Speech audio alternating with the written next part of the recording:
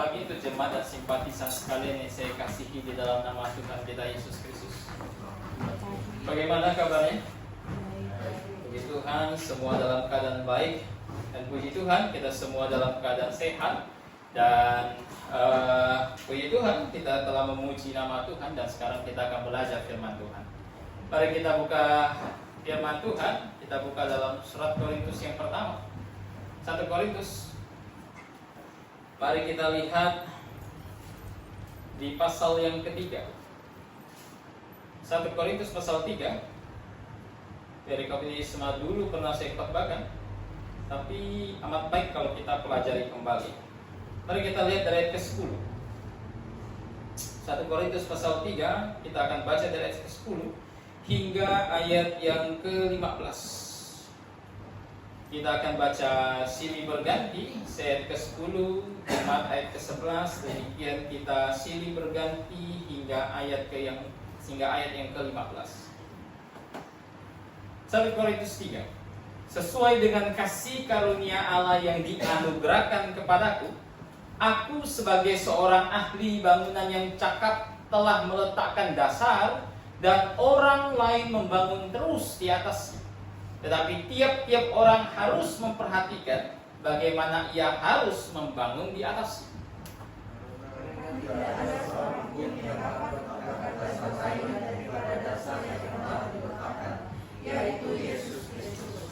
Entahkah orang membangun di atas dasar ini dengan emas, perak, batu permata, kayu, rumput kering atau jerami. Sekalipun rencana masing-masing orang akan nampak, karena hari Tuhan akan menyatakannya, sebab ia akan nampak dengan api, dan bagaimana pekerjaan masing-masing orang akan diuji oleh api itu. Jika pekerjaan yang dibangun seseorang tahan uji, ia akan mendapat upah. Jika pekerjaannya terbakar, ia akan menderita kerugian, tetapi ia sendiri akan diselamatkan, tetapi seperti dari dalam hati. Mari kita berdoa. Bapa di dalam kerajaan sorga, kami mengucap syukur atas kasih setia. Kami diberi kesempatan untuk membaca firman-Mu dan belajar firman. Ya Bapa, kiranya Engkau berikan kepada kami hikmat, agar kami dapat memahami firman-Mu dengan lebih baik, agar kami dapat mengerti dan semakin dewasa di dalam Kristus ketika kami memahaminya. Bapa di sorga, kiranya Engkau juga berikan hikmat kepada hamba-Mu yang menyampaikan firman. Kiranya dapat menyampaikan kebenaran dan bukan kesesatan. Terima kasih Bapa, kiranya Engkau pimpin jalannya penyampaian firman Tuhan hanya di dalam nama Tuhan kami, Yesus Kristus. Kami sudah berdoa dan mengucap syukur. Amin. 1 Korintus pasal 3, terutama dari ayat ke-10 sampai 15, ini merupakan perikop yang paling sering disalahpahami. Terutama dari sebagian orang, teman-teman dari gereja Katolik. Salah memahami 1 Korintus 3 ayat 10 sampai 15. Mereka menganggap 1 Korintus 3, perikop yang barusan kita baca, ini mengajarkan purgatori menurut pendapat mereka. Jadi mereka menganggap bahwa perikop ini menegaskan bahwa semua orang yang mati, jikalau dia mati dengan dosa kecil mereka sebut, itu tidak bisa langsung ke surga. Mereka mesti masuk ke satu tempat yang namanya purgatori, kemudian di sana disucikan, dan melalui misa dan doa dari orang-orang kudus yang ada di bumi, kemudian untuk satu waktu ketika mereka selesai disucikan, baru mereka bisa kembali ke surga. Namun perikop ini sama sekali tidak mengajarkan purgatori. Perikop ini sedang membicarakan apa? Perikop ini sedang membicarakan tahta pengadilan Kristus. Satu pengadilan yang belum terjadi hari ini, belum terjadi sampai hari ini. Ini satu pengadilan yang akan terjadi nanti di masa mendatang. Ketika Tuhan telah datang menjemput orang percaya, Tuhan akan mengumpulkan mereka dan menghadapkan mereka ke dalam satu tahta pengadilan yang dikenal sebagai istilah Bema Kristus. Jadi bukan sesuatu yang sudah terjadi hari ini. Berbeda dengan pandangan purgatori yang menganggap bahwa purgatori sudah terjadi bahkan hari ini. Bahkan hari ini, karena hari ini kan ada orang yang meninggal. Nah, mereka yang meninggal mungkin gak bisa langsung ke surga, masuk purgatori dulu, dibakar dulu sampai suci baru masuk ke surga.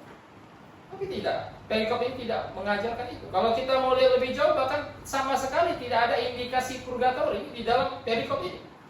Begitu.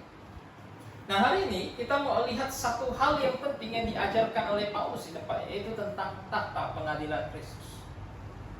Tahta pengadilan Kristus sebenarnya merupakan satu tema besar yang ada di dalam Alkitab. Tahta pengadilan ini bukan hanya diajarkan di perikop ini, tetapi di banyak perikop lain di dalam catatan kitab suci, hal ini diajarkan. Di dalam surat Roma, hal ini ditekankan dalam Roma 14 ayat 10. Walaupun terjemahannya lain salah begitu. Kalau nggak salah saya lain menerjemahkan yaitu tahta pengadilan Allah di sini. Begitu. Saya diterjemahkan tahta pengadilan Kristus. Diulang lagi oleh Paulus di dalam surat Korintus yang kedua. Ia ajarkan sekali lagi kepada mereka bahwa mereka semua akan menghadap satu tahta pengadilan. Dan hal ini diulang-ulang terus oleh penulis Perjanjian Baru. Diulang-ulang terus. Satu hal yang mengajarkan kepada kita bahwa kita harus bersiap. Kita harus bersiap sedia untuk menghadap satu tahta pengadilan kelak. Semua kita, orang per orang, semua akan menghadap satu tahta pengadilan yang sama. Jika Anda sudah percaya kepada Kristus, satu tahta pengadilan untuk mempertanggungjawabkan segala apa yang sudah kita perbuat. Maka dari sebab itu, ini penting untuk dipelajari. Tuhan tidak mau orang percaya hidup tanpa visi ini, sehingga hidup seenak-enaknya, hidup mengikuti kedagingan mereka, hidup tidak berpusatkan kepada Kristus. Saudara, orang-orang Kristen di luar sana yang mungkin tidak hidup berpusat pada Kristus, yang hidup menurut kedagingan mereka, sangat besar kemungkinan mereka tidak memahami tata pengadilan Kristus. Mereka tidak tahu bahwa mereka harus mempertanggungjawabkan perbuatan mereka kelak. Mereka tidak tahu bahwa mereka akan bertanggung jawab di hadapan publik. Ini tata pengadilan yang dimana ketika kita dihakimi, bukan dihakimi secara tertutup. Dipanggil satu nama dulu, Yori masuk ruangan, kemudian menghadap Kristus, dia tidak. Dalam Lukas pasal 19 itu dihakimi di depan khalayak ramai, di depan semua orang kudus, di depan Paulus, di depan Petrus, di depan mereka semua yang telah menumpahkan darahnya demi kebenaran, di depan semua orang yang telah mengorbankan segala-galanya hanya untuk taat kepada firman Tuhan. Kita dihakimi di depan mereka. Anda bisa bayangkan? Ketika kita dipanggil, ternyata ada sesuatu yang kita langgar.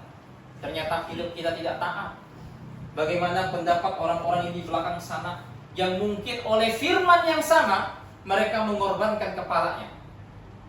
Anda bisa bayangkan? Jika benar demikian dan pasti benar, maka kira-kira seperti apa kita harus hidup selama di dunia? Kita mau belajar satu hal penting ini, supaya kita punya satu pandangan yang jelas. Supaya kita punya satu pandangan yang jelas bahwa saya hidup di dunia ini, saya tahu bahwa saya kelak akan menghadap satu tahta pengadilan, dan saya harus hidup sesaleh-saleh. Ada beberapa hal yang perlu kita pelajari di sini. Ada banyak sebenarnya, tapi saya bagi menjadi 3 hal saja. Hal pertama yang perlu kita pelajari, siapa yang akan diadili dalam tahta pengadilan Kristus? Siapa yang akan diadili? Kalau kita lihat dari konteks, kalau kita mundur ke pasal 3 ayat 1, saya bacakan. Pasal 3 ayat 1. Dan aku, saudara-saudara, pada waktu itu tidak dapat berbicara dengan kamu seperti dengan manusia rohani, tetapi hanya dengan manusia duniawi yang belum dewasa dalam Kristus. Siapa yang akan diadili? Konteksnya menyebut yang akan diadili adalah saudara-saudara. Siapa saudara-saudara di sini? Mereka bukan orang yang belum beriman. Mereka bukan orang yang belum bertobat dan percaya kepada Kristus. Karena semua orang yang belum bertobat dan percaya Kristus, yang belum beriman, tidak pernah disebut saudara oleh Paulus, oleh Yakobus. Jadi ketika penulis Alkitab menuliskan satu pesan dan menyebut saudara-saudara, itu merujuk kepada saudara seiman. Itu merujuk kepada orang-orang yang sudah diselamatkan. Maka di perikop yang barusan kita baca, ketika kita diuji dengan api, kalau pekerjaan kita ternyata tidak layak di hadapan Tuhan, pekerjaannya akan terbakar. Namun kita akan selamat seperti keluar dari dalam api. Barusan kita baca. Itu merujuk kepada siapa? Itu tidak mungkin merujuk kepada mereka yang belum diselamatkan. Itu tidak mungkin merujuk kepada mereka yang belum bertobat dan percaya kepada Kristus. Tidak bisa tidak. Ini merujuk kepada semua orang yang telah dilahirkan kembali. Ini merujuk kepada semua orang yang telah bertobat dan percaya kepada Kristus. Nah saudara, mengapa orang yang bertobat dan percaya Kristus harus menghadap takhta pengadilan? Untuk apa? Bukankah Paulus katakan di dalam surat Roma bahwa ketika saya bertobat dan percaya kepada Kristus, maka tidak ada lagi penghukuman yang akan diberikan kepada saya? Bukankah Paulus katakan bahwa semua penghukuman tersebut telah diambil alih oleh Yesus Kristus? Bukankah Yesus sendiri berkata bahwa semua yang bertobat dan percaya kepadanya beroleh satu jalan melalui dirinya kembali kepada Bapa? Lah kenapa lagi perlu ada tata pengadilan? Saudara, tata pengadilan Kristus bukanlah tata pengadilan untuk menghukum. Nah, ini perlu digarisbawahi. Tata pengadilan Kristus bukanlah tata pengadilan untuk menghukum. Ini adalah tata pengadilan untuk memberikan upah. Tata pengadilan untuk memberikan hadiah. Nah saudara, seperti orang lomba begitu. Lomba apapun. Kalau dia kalah, ya bukan berarti dia akan dihukum. Misalnya lomba lari 100 meter sprint. Kalah, penggal mati. Enggak lah. Kalau macam begitu ya enggak ada orang mau ikut lomba. Kan begitu. Ya sama dengan takhta pengadilan Kristus. Kita semua seperti orang yang sedang berlomba. Kita semua seperti orang yang sedang berlari untuk mencapai satu hadiah yang Tuhan janjikan. Kalau kita kalah, ya kita nggak dapat hadiah. Begitu. Kita menang, Tuhan berikan hadiah. Tata pengadilan Kristus berfungsi untuk yang satu ini. Bukan untuk menghukum, tetapi untuk memberikan upah. Nah saudara, ini perlu digarisbawahi. Sebagaimana dengan semua mereka yang belum berada di dalam Kristus? Bagaimana dengan mereka yang belum bertobat dan percaya kepada Kristus? Sedangkan tata ini hanya untuk mereka yang sudah bertobat dan percaya. Bagaimana dengan mereka yang di luar Kristus? Bagaimana dengan mereka yang belum beriman? Saudara, mereka tidak menghadap takhta pengadilan Kristus. Mereka akan menghadap satu takhta pengadilan yang disebut sebagai takhta pengadilan Allah. Atau dalam kitab Wahyu dikenal sebagai takhta pengadilan aras putih. Kalau dalam takhta pengadilan aras putih, dalam takhta pengadilan Allah, di situ bukan takhta pengadilan untuk memberikan hadiah, tapi takhta pengadilan untuk memberikan hukuman. Jadi beda antara peserta pengadilan yang sudah percaya dengan peserta pengadilan yang belum percaya. Itu berbeda. Saudara, untuk mereka yang belum percaya, belum pernah bertobat, mereka harus mempertanggungjawabkan segala dosa mereka sendirian. Mereka harus menanggung upah dosa mereka sendirian. Maka dalam takhta pengadilan aras putih diakhiri dengan apa? Semuanya dicampakkan ke dalam lautan api. Semuanya. Semua peserta yang hadir dalam takhta pengadilan aras putih dicampakkan ke dalam lautan api. Nah saudara, kira-kira kita pengen menghadap takhta pengadilan yang mana kalau begitu kan? Menghadap tahta pengadilan Kristus atau menghadap tahta pengadilan Allah? Menghadap tahta pengadilan yang hanya warna putih saja atau menghadap tahta pelangi? Saudara, pelangi di dalam Alkitab itu merupakan satu benda yang mengelilingi tahta Tuhan. Nah, pelangi seringkali dikaitkan dengan kasih karunia Tuhan. Kenapa? Seperti kisah Nuh. Tuhan janji tidak akan menenggelamkan lagi dunia ini. Bentuk janjinya apa? Dia taruh pelangi di sana. Walaupun hanya setengah lingkaran. Karena yang lingkaran penuh di tahta Tuhan hanya setengah saja. Sehingga Nuh ketika lihat pelangi itu ingat janji itu, ingat kasih karunia Tuhan. Nah saudara, kita menghadap tahta yang mana? Jangan sampai ketika sudah mati kemudian malah menghadap satu tahta yang putih semua. Di situ nggak ada kasih karunia-Nya. Di situ yang ada hanya satu saja, yaitu keadilan Tuhan. Celaka. Saudara, jangan sampai kita selama hidup di dunia ini belum dapat memastikan kita nanti mati akan menghadap tahta pengadilan yang mana. Bagi yang belum pernah bertobat dan percaya, bagi yang belum pernah beriman, selalu dikumandangkan, segeralah bertobat dan percaya kepada Kristus. Tidak ada jalan lain. Tidak ada jalan lain untuk beroleh keselamatan yang kekal. Tuhan katakan dalam 1 Yohanes pasal 5, setiap orang yang telah berada di dalam Kristus diberikan hidup yang kekal. Saudara, itu janji Tuhan. Kalau saya tidak di dalam situ, berarti saya tidak punya hidup yang kekal. Berarti saya binasa untuk selama-lamanya. Tidak ada orang di muka bumi ini yang bisa menolong dirinya sendiri, nggak ada. Menolong dengan berbuat baik, menolong dengan menyumbang ke sana sini, menolong untuk, bahkan menolong dengan cara tidak melakukan dosa, itu pun tak menyelamatkan kita. Tidak menyelamatkan kita. Kenapa saudara? Karena Tuhan katakan sederhana. Untuk binasa dalam neraka cukup lakukan hal yang sederhana, cukup berdusta saja, berbohong saja. Tuhan katakan dalam kitab Wahyu, pendusta, pembohong tidak bisa masuk ke dalam kerajaan tersebut. Nggak usah pikir bunuh orang, nggak usah pikir korupsi 271 triliun. Tidak usah. Anda pernah berdusta satu kali saja, Anda tidak bisa masuk kerajaan tersebut. Anda tidak bisa masuk ke dalam sana. Pikirkan mulai dari hari ini. Segala usaha pribadi tidak mungkin bisa menyelamatkan kita. Tuhan menawarkan satu jalan yang sederhana, yang Ia sebut sebagai kesederhanaan Kristus. Dia datang ke dalam dunia untuk disalib, menggantikan hukuman yang harusnya diderita oleh semua orang. Dia ambil alih itu. Dia dihukumkan di atas tiang salib, menderita, mati, dikubur 3 hari 3 malam dan bangkit dari antara orang mati, hanya untuk menggantikan semua orang yang berdosa.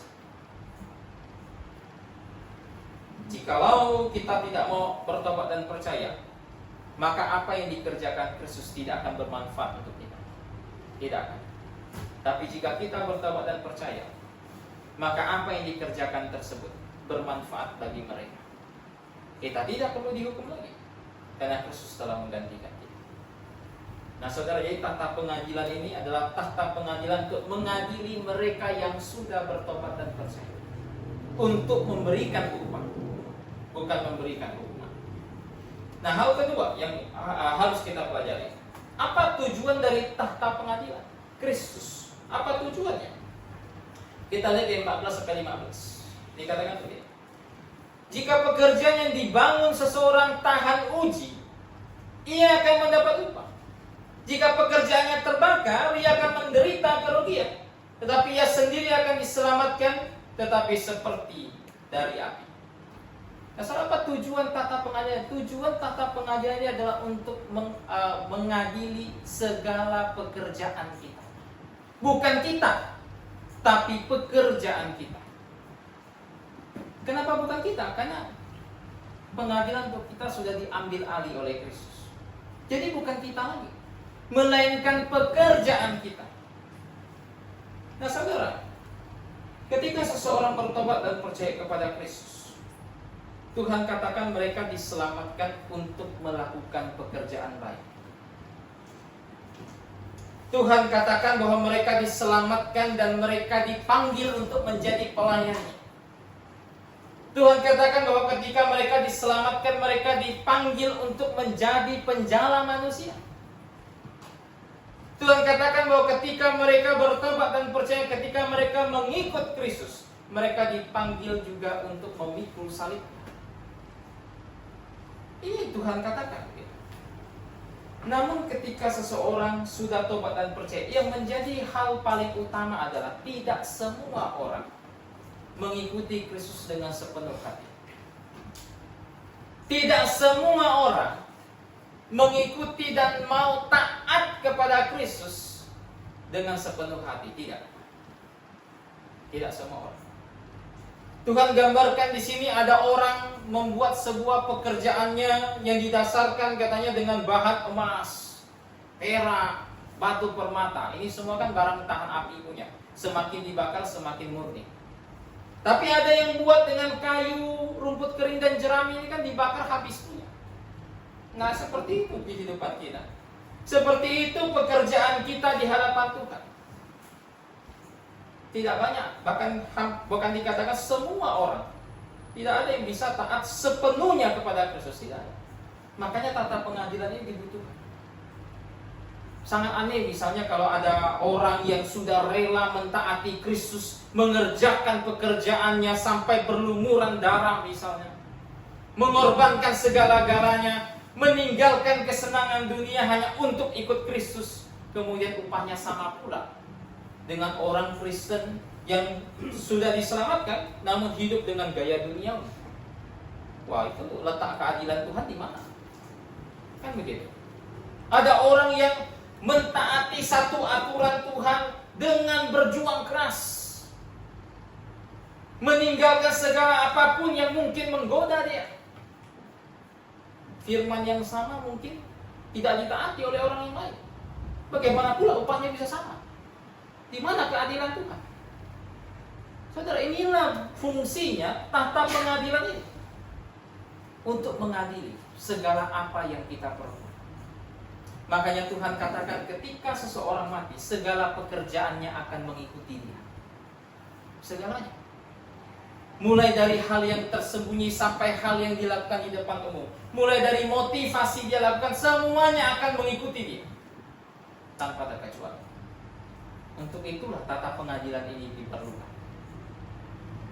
Saudara, saya tidak katakan bahwa ada orang Kristen yang bisa membangun satu pelayanan pekerjaan Tuhan, mengerjakan segala pekerjaan Tuhan itu emas murni, tanpa ada cacat sama sekali sampai mati. Saya tidak katakan demikian. Karena manusia bisa berdosa. Tetapi yang perlu kita lakukan itu apa? Mengumpulkan emas sebanyak-banyaknya, mengumpulkan perak sebanyak-banyaknya, mengumpulkan batu permata sebanyak-banyaknya. Walaupun di antara emas batu permata itu mungkin ada kayu jerami, mungkin ada rumput kering di sana, tetapi tetap kita ada membawa emas, kita tetap membawa perak, kita tetap membawa batu permata. Ini yang kita perlu lakukan. Saudara, rumput, kayu kering, jerami ini gambaran kehidupan Kristen seperti apa? Ini gambaran mereka yang sangat malas untuk melakukan pekerjaan Tuhan. Tidak mau ambil andil sama sekali. Ini gambaran dari mereka yang tidak peduli kepada apa yang Tuhan rancang, apa yang Tuhan kerjakan, apa yang Tuhan mandatkan. Saudara, apa yang Tuhan mandatkan? Tuhan katakan, Matius 28, pergi jadikan semua bangsa muridku, ajar mereka. Ada berapa mandat di situ? Bukan hanya pergi memberitakan Injil, tetapi mengajar, mendidik. Ini kan mandat Tuhan. Begitu. Nah, permasalahan banyak orang Kristen tidak mau mengerjakan ini. Ini adalah gambaran dari kayu, rumput kering, dan jerami. Ini adalah orang-orang Kristen yang menolak untuk mengikuti Kristus dengan seutuhnya. Menganggap bahwa mengikut Kristus adalah perkara yang berat. Menganggap bahwa mengikut Kristus itu adalah perkara yang sulit. Saudara, bukankah Kristus berkata, "Pikullah laku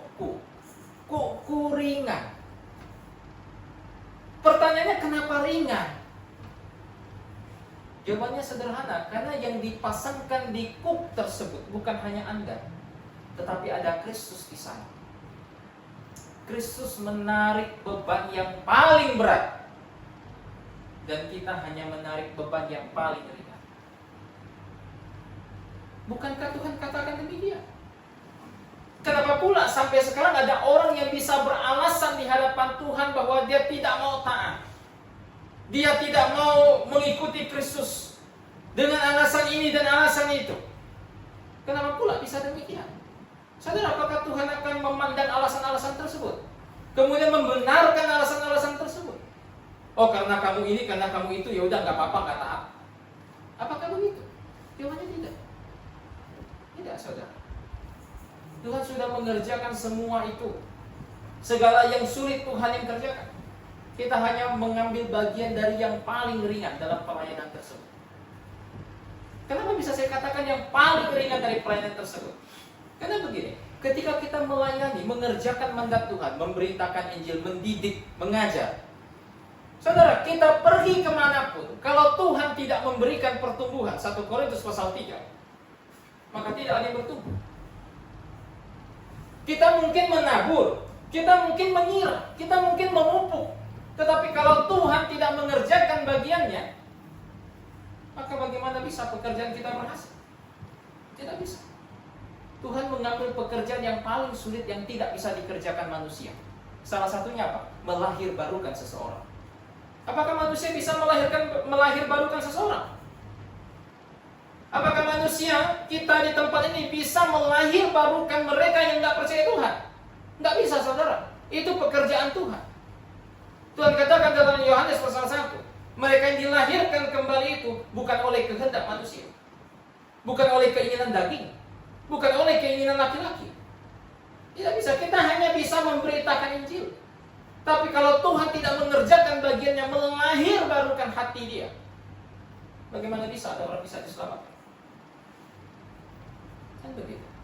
Jadi Tuhan sudah mengerjakan bagian tersebut. Itu contoh. Dan masih banyak lagi. Masih banyak lagi kalau kita mau angkat. Bagaimana pula kita bisa beralasan di hadapan Tuhan untuk tidak taat di hadapan Tuhan? Begitu. Bagaimana pula kita bisa mendebat di hadapan Tuhan? Tuhan, saya pilih gaya hidup saya seperti ini, karena ini, karena itu. Kalau kamu nggak mau dengar saya, kamu nggak pengertian. Bagaimana pula bisa debat Tuhan macam begitu? Saudara, semua alasan kita di hadapan Tuhan yang kita anggap benar sekalipun, ketika Tuhan bersuara, maka kita akan tahu bahwa itu salah di hadapan Tuhan. Ayub pernah melakukannya. Pengen coba berdiskusi sama Tuhan. Ketika Tuhan berbicara, Ayub berkata, aku orang salah, aku salah. Begitu. Inilah fungsinya tata pengadilan tersebut. Makanya Tuhan katakan bahwa kita semua, besar kecil, tidak peduli seperti apa kita semua harus mempertanggungjawabkan segala perbuatan kita di hadapan tahta tersebut. Itu hal yang kedua. Hal yang terakhir, bagaimana cara Tuhan melakukan pengadilannya? Bagaimana cara Tuhan menghakiminya waktu itu? Kita lihat 1 Korintus 3:13 dikatakan apa? Sekali kelak pekerjaan masing-masing orang akan nampak, karena hari Tuhan akan menyatakannya. Sebab ia akan nampak dengan api, dan bagaimana pekerjaan masing-masing orang akan diuji oleh api. Bagaimana cara Tuhan menghakimi? Tuhan katakan dia menggunakan api. Menggunakan api. Apa maksud api di sini? Apakah Tuhan bawa obor kemudian dinyalakan, perbuatan kita disodok-sodok begitu? Oh, terbakar.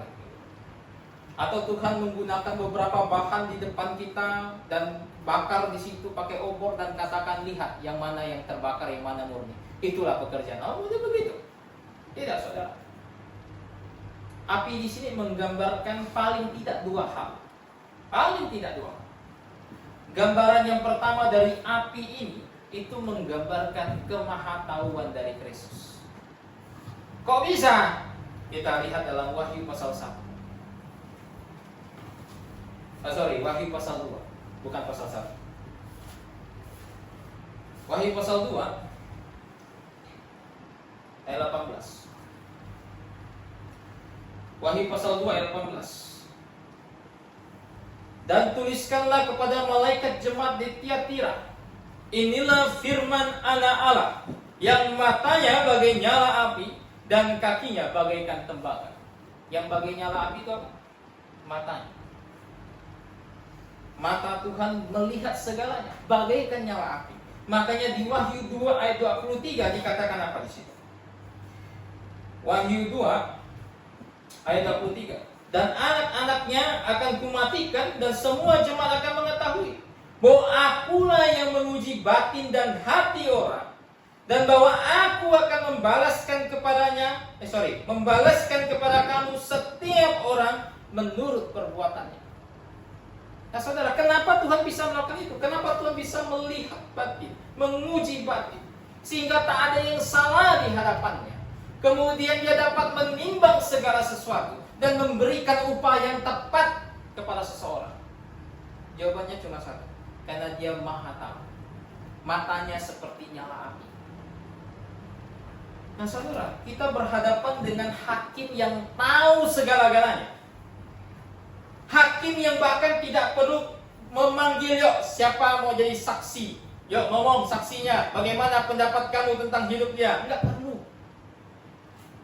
Dia hakim yang berbeda dengan hakim yang ada di dunia ini. Hakim di dunia ini bisa ditipu. Hakim di dunia ini tidak bisa memberikan pengadilan yang teradil, karena mereka tidak tahu apa motivasi hati dia ketika dia melakukan itu. Mereka tidak tahu. Tetapi Tuhan tahu itu semua.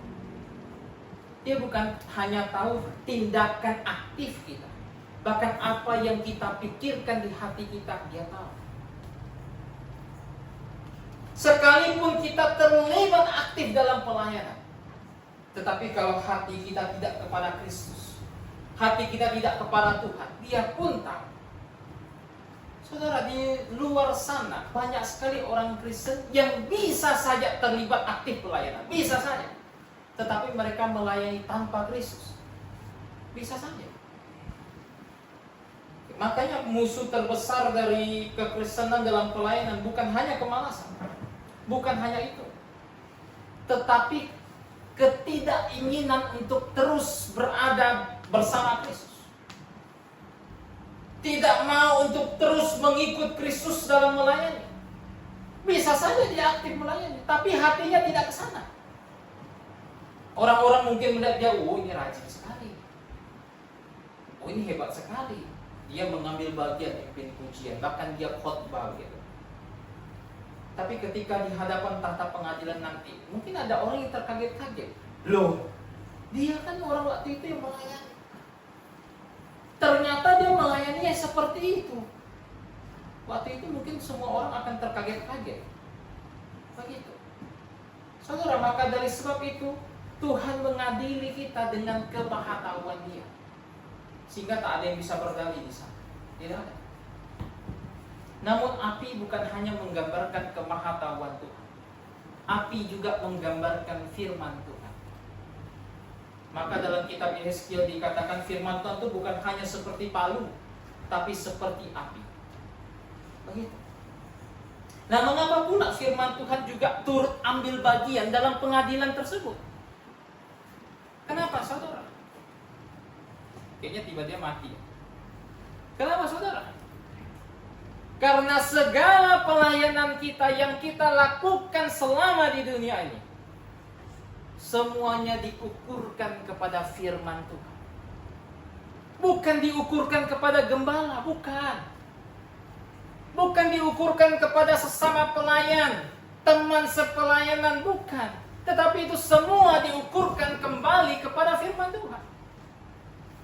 Makanya seperti yang saya katakan, oleh sebab itu firman Tuhan menjadi satu-satunya otoritas. Apapun yang kita kerjakan, apapun yang mau saya kerjakan untuk Tuhan hari ini, akan ditimbang Tuhan dengan firman-Nya. Sesuai tidak dengan firman-Nya. Saudara, ada banyak sekali gereja yang tergoda hari ini. Tergoda ingin cepat diisi gedung gereja dengan jemaat. tergoda untuk agar sebuah gereja itu penuh, tapi menggunakan cara-cara yang tidak berkenan di hadapan Tuhan. Menghalalkan segala cara. Mungkin mengganti musik menjadi musik pop, rock, jazz, biar anak-anak muda tertarik. Mungkin dilakukan usaha ini dan itu yang bersifat duniawi untuk mengait semakin banyak orang agar kumpul rame-rame di gerejanya. Saudara, pertanyaan, apakah Tuhan berkenan tidak akan hal itu? Saudara, Tuhan bukan pribadi yang mengizinkan segala macam cara untuk dilakukan agar mendapatkan hasil yang positif, untuk mengerjakan pekerjaan Tuhan. Tidak, Tuhan tidak, bukanlah pribadi seperti itu. Kita punya banyak contoh akan hal itu di dalam catatan kitab suci kita. Bagaimana kita bertemu orang demi orang yang menghalalkan segala cara, mengatasnamakan Kristus, berpikir bahwa mereka sedang melayani Kristus hari itu. Kita punya banyak contoh. Dalam perjanjian lama kita melihat Saul, ketika disuruh oleh Tuhan tumpas orang Amalek, tumpas ternaknya. Kemudian dia pergi berperang dan dia lihat, oh ternak orang Amalek ini banyak yang bagus sebenarnya. Sayang juga kalau ditumpas. Mending kita ambil, kita persembahkan untuk Tuhan. Bukan ambil untuk diri sendiri, bukan, tapi ambil untuk persembahkan kepada Tuhan.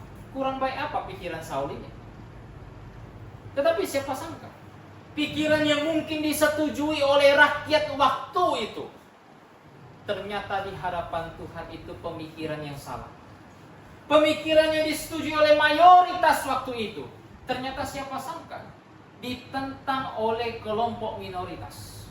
Samuel datang memarahi Saul waktu itu. Kemudian Samuel berkata, bukan Tuhan ingin ternak-ternak ini. Yang Tuhan inginkan adalah ketaatan dari Saul. Bukan Tuhan lapar, bukan Tuhan pengen domba bakar. Tidak, yang Tuhan inginkan adalah ketaatan dari Saul. Kita punya contoh ini dalam perjanjian lama. Dalam perjanjian baru pun kita punya contoh yang serupa. Siapa tidak ingat dengan kisah Kristus mengobrak-abrik dagangan orang yang ada di bait suci? Saudara, orang-orang Yahudi waktu itu punya pemikiran yang menarik. Mereka berpikir daripada orang-orang kesulitan bawa domba dari negara satu ke negara lain hanya untuk mempersembahkan korban kepada Tuhan setahun 3 kali, mending kita sediakan. Kan begitu. Daripada orang-orang kesulitan untuk cari-cari penukar uang, sebab uang Romawi tidak boleh masuk ke dalam bait suci. Daripada mereka capek-capek nyari kemana-mana nggak dapat, mending kita sediakan penukar uang di bait suci, supaya mereka bisa beribadah dengan nyaman, tak perlu pikir kemana-mana. Nggak perlu pikir lagi dombanya kemana, tenang, di bait suci ada. Tukar uangnya di mana, tenang, di bait suci ada. Kurang baik apa mereka? Cuma mereka berpikir bahwa kalau kita mau sediakan ini, kita taruh di mana? Oh, kita taruh saja di pelataran orang non-Yahudi. Pelataran untuk mereka kita pakai saja untuk ini, supaya orang-orang tidak kesulitan dalam beribadah. Tapi saudara, apakah itu benar di hadapan Tuhan? Mungkin itu disetujui oleh kelompok mayoritas. Tetapi ketika Kristus datang, dia obrak-abrik itu semua. Dia obrak-abrik dan dia katakan, cinta akan rumahmu menghanguskan aku. Itu yang dia katakan. Saudara, apa yang dipandang benar oleh dunia ini belum tentu benar dipandang oleh Tuhan. Makanya segala sesuatu diukurkan kembali kepada firman Tuhan. Dia bukan pribadi, sekali lagi, bukan pribadi yang menginginkan dan menghalalkan segala cara. Tidak. Saudara, ini yang perlu kita garis bawahi. Begitu. Percuma kita ingin segera ramai gereja ini dengan menggunakan cara-cara yang tidak berkenan di hadapan Tuhan. Percuma. Pekerjaan kita akan hangus dibakar oleh api. Mungkin ada yang berkata, oh nggak apa-apa, hangus pun nggak apa-apa, yang penting selamat. Oh, ada orang bilang kan, masuk surga jadi tukang sapu pun nggak apa-apa. Ini orang bodoh minta ampun ini. Kenapa orang bodoh minta ampun? Karena dia sedang berkata-kata tanpa memiliki pengetahuan sedikit pun. Saudara, apa kurang kisah Lot untuk menggambarkan hal ini? Lot orang yang kaya, tinggal di Sodom Gomora. Dia bahkan menduduki bangku pemerintahan, menjadi hakim di situ. Kurang kaya apa dia? Mungkin saja Lot menikahkan anak-anaknya kepada para pejabat di Sodom Gomora, bisa saja. Kurang kaya apa Lot? Tetapi ketika Tuhan berkata, aku akan menghukum Sodom dan Gomora, Lot keluar bebas tanpa membawa satu harta pun. Keluar bebas, hidup-hidup tanpa membawa apapun. Segala pekerjaan yang ia bangun start dari awal itu, bahkan ketika dia bersama Abraham, domba, kambing, lembunya sangat banyak.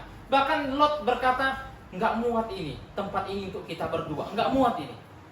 Saking banyaknya itu. Tetapi keluar selamat tanpa membawa satupun harta. Tanpa membawa satupun harta. Saudara, semua orang waktu itu akan meraung-raung mungkin. Kerja setengah mati, melayani setengah mati, tapi ternyata habis terbakar. Akan meraung-raung, saya pastikan itu. Saudara, walaupun Alkitab tidak catat, tetapi saya yakin Lot berpikir dalam hatinya, dalam benaknya. Seandainya waktu itu dia start, dia mulai dengan iman. Seandainya waktu itu dia tetap memutuskan tinggal bersama Abraham. Seandainya waktu itu dia tidak mengarahkan matanya kepada hal duniawi, kepada tanah Sodom dan Gomora yang mungkin subur waktu itu. Seandainya, mungkin saja dia tidak seperti itu. Tetapi Lot mengabaikan itu semua. Dia selamat, tapi tidak ada satupun yang dia bawa. Nah saudara, apakah itu yang ingin kita alami? Menghabiskan waktu kekal di hadapan tahta pengadilan, ketika diadili, tak ada satupun yang kita bawa. Melihat teman-teman kita mendapatkan pujian dari Tuhan. Engkau adalah hambaku yang kukasihi, sebab engkau adalah hamba yang taat. Lihat satu dipanggil begitu, satu dipanggil gitu, kita tidak. Apa yang mau kita lakukan waktu itu? Semua terlambat. Mau ulang waktu nggak bisa. Teriak, seandainya waktu itu saya seperti ini, seandainya saya, semuanya seandainya saja. Tapi itu tidak akan terjadi, saudara. Maka selama masih ada kehidupan di dunia ini, selama masih ada kesempatan, layanilah Tuhan dengan sungguh-sungguh. Selama masih ada kesempatan, taatilah Tuhan dengan sungguh-sungguh. Saudara, mentaati Tuhan tidak akan rugi. Tuhan bukan Allah yang tidak mengasihi. Dia penuh kasih karunia. Tidak hanya menyelamatkan kita, tetapi rela memberikan upah kepada kita yang melayaninya. Nah saudara, hari ini kita belajar satu hal penting tentang tata pengadilan. Ini pengadilan untuk mengadili bukan semua orang, tetapi hanya orang yang sudah diselamatkan. Bagi yang belum diselamatkan, segera bertobat dan percaya kepada Kristus. Ini adalah tata pengadilan untuk menguji, mengadili semua pekerjaan kita. Dan Tuhan akan mengadilinya dengan firman-Nya, dengan kemahatauan-Nya, dan memberikan upah yang tepat kepada mereka yang melayaninya dengan sungguh-sungguh. Kita tutup jalannya firman Tuhan, minta kesediaan